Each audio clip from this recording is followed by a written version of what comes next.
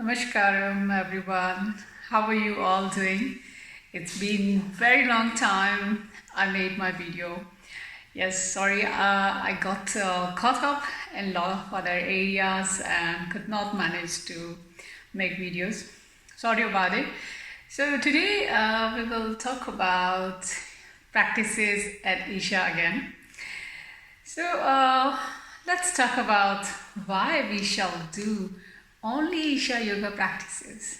Why not other practices?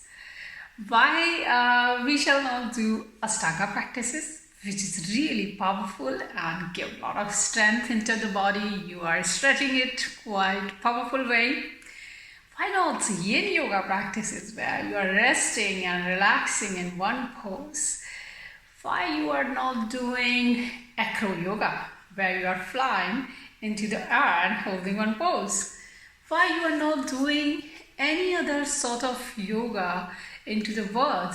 What is going on all over? People are going to the Hatha yoga studios and every day they are doing different kind of Hatha yoga practices. Every day this pose and later than that pose, and different flows has been created by the teachers, and every teacher is using a different Hatha yoga flow every new day, and which is very impressive to the people, and they really get very happy and relaxed after doing those stretches. Why not we shall also continue doing that only? Why shall we do Isha Hatha yoga practices only? Or why shall we only do Isha practices, whatever they are? So to answer this question, we need to understand the yoga first. What is yoga? It's totally a different thing, Basically, yoga is a science. It's really a science. It's a yogic science which has been designed, or maybe which was existing into this universe for ancient times. Long time. Yes. So it's a science, first of all. It's a very subtle science. Suppose you give 1 hour of your yoga practices. If I talk about yoga practices, I'm talking about Isha practices, any kind of Isha practices. If you give 1 hour of your time for any yoga practices, then you are getting physical benefits out of it. That is for sure. But there is a one bonus point, that you are getting a profound mental benefit out of that practice. So you are not only physically balancing yourself, but also you are mentally benefiting yourself in a very profound way, which you are not able to see right away and within a year or so, but you are getting benefited in a very subtle manner, which will be visible to you in later, in few years, or maybe in 1 year, or maybe in just 1 month you can get to see.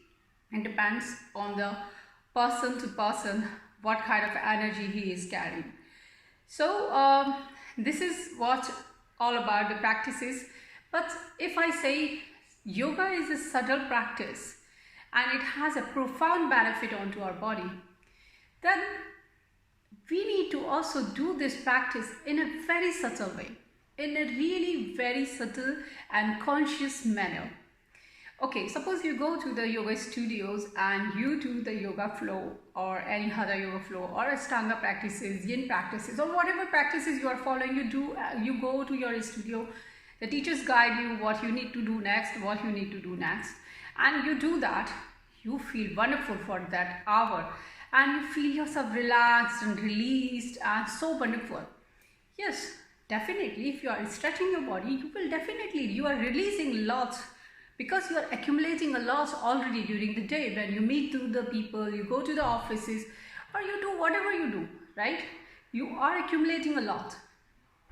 And when you go to the studios, you release that. Of course, you will feel wonderful. But that release or that wonderful moment will stay for that moment only. It will not impact you longer. Maybe you are feeling, okay, not only 1 hour good, maybe you are feeling good for 2 hours or 3 hours or maybe a bit longer.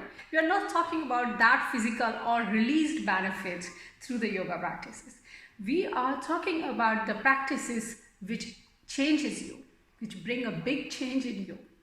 A change in terms of your consciousness, in terms of your perception, to see the life as it is, in terms of seeing and handling the situation as they are, as it is required, in terms of enhancing your wisdom, to see everything in a joyful and wonderful way, in terms of living this life in a beautiful and in a profound manner. That is the change which can be brought to the Isha practices. Whatever practice you take of Isha. So if you take Surya Kriya, suppose you have learned Surya Kriya, you have to be really very conscious during the whole practice, conscious about your breath. If you do Yoga Asana, you are being very conscious about your each pose. Transition between one pose to other pose, you have to be really very conscious. You have to be very conscious about your breath. You have to be conscious about the seconds and the timings, how long you are doing, because each pose has to be done for equal amount of time. So without conscious or without being aware, you cannot do Yoga Asana practice. There is a transition, how you need to go from one pose to the other pose. So that requires a lot of consciousness. That is the depth of each practices. Okay, before doing the practices, you need to prepare your body and mind. Yes, there are certain practices which are required to prepare yourself. You cannot just go onto the mat and start your practices or stretch your body. No, if you will do that, you will get a temporary benefit for that duration of time. But if you really want to bring a change, you need to prepare your mind and body. You need to really settle your energies in a certain way. And that is the actual way to proceed ahead about any practices which we learn into Isha practices. If you talk about Jal Neti, we need to talk about the temperature of the water, the quantity of the water, the sitting posture of the body. We always, if we talk about the Sambhavi, we have to even talk about the fingers, how to hold the fingers, how to make the circle, how to count the breaths, how to take care of the seconds during the fluttering, during a lot of things, what is the process, whatever is the process. So we are all the time conscious, all the time talking about depth of the each and every practices. If we talk about student intensive program, we are intensely conscious during the whole practice for 1 hour. Without conscious or without awareness, you cannot go ahead into any of the practice. That is the depth of yoga, which we learn through the Isha yoga practices, where Sadhguru has spoken about each and every aspect of the practice in a very depth, in a really depth way. And he has taught also the logic behind each and every breath what we are taking during the practice, what kind of pose we are making, how it will help you. So this is actual the yoga science which we are really ignoring, and we are taking yoga as an exercise or a stretch, which is not.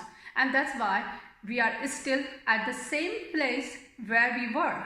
We just find a temporary relaxation and we say, okay, now we are okay. But you are just okay. We need to bring a change, a transformation, which can only happen when we really do yoga practices in an original form, in its real way. So that's why I always appreciate Isha practices. I have tried myself all the practices, Hatha Yoga Flow, Ashtanga, Yin Yoga practices. I have gone through, within a year, I have gone through all this.